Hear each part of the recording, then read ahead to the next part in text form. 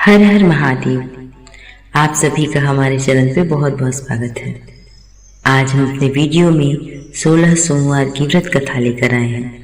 एक नगर में एक बहुत धनवान साहूकार रहता था, परंतु उसे निसंतान होने का बहुत बड़ा दुख था। वह हमेशा इसी चिंता में रहता था। पुत्र प्राप्ति के लिए वह प्रत्येक सोमवार को शिव जी का व्रत करता और पूजन किया करता था, जिसकी भक्ति भावना को देखकर माता पार्वती ने शिव जी से कहा, यह साहूकार आपका बहुत बड़ा भक्त है।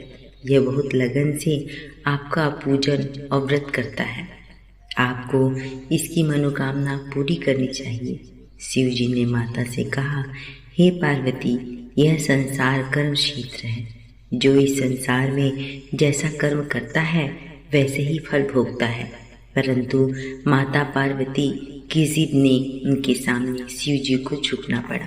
भगवान शिव ने कहा कि इसके भाग्य में पुत्र न होने पर भी मैं इसे पुत्र प्राप्ति का वर देता हूँ, परंतु यह पुत्र केवल 12 वर्ष तक जीवित रहेगा।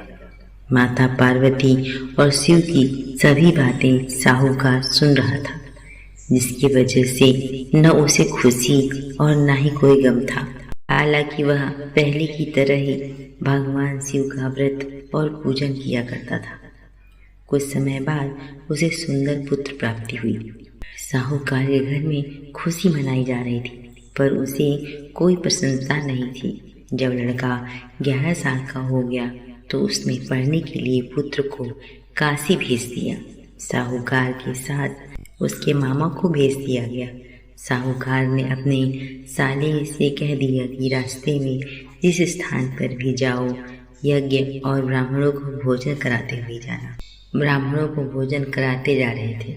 जाते जाते एक राजधानी पहुंची, जहां राजा की कन्या का विवाह था, लेकिन बारात लेकर आने वाला राजा का लड़का काना था।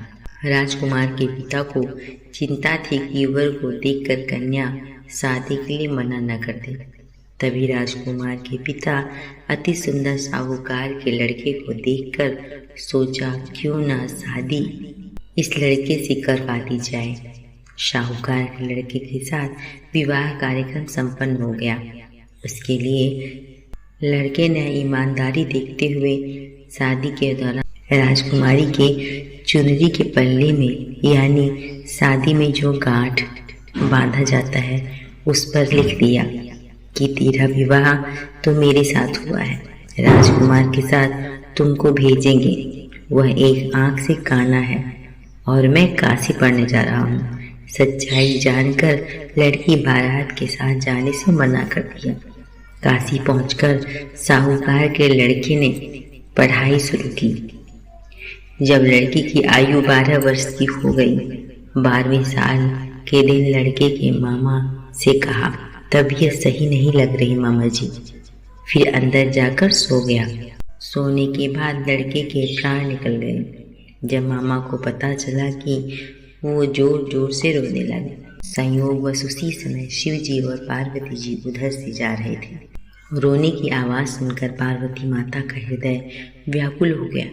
उन्होंने कहा कि बालक जीवित करिए, वरना इसके माता पिता तड़प तड़प कर मर जाएंगे। माता पार्वती के आग्रह करने पर शिव जी ने उसे जीवित कर दिया, जिससे लड़का उठकर बैठ गया। लड़का और मामा यज्ञ और ब्राह्मणों को भोजन कराने के लिए अपने घर की ओर चल पड़े।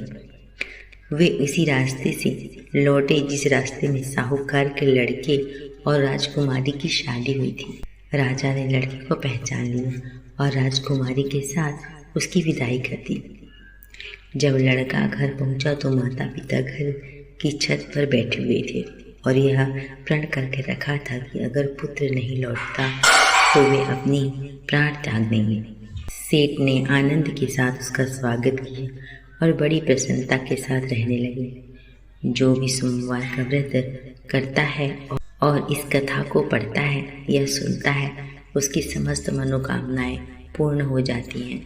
हर हर महादेव।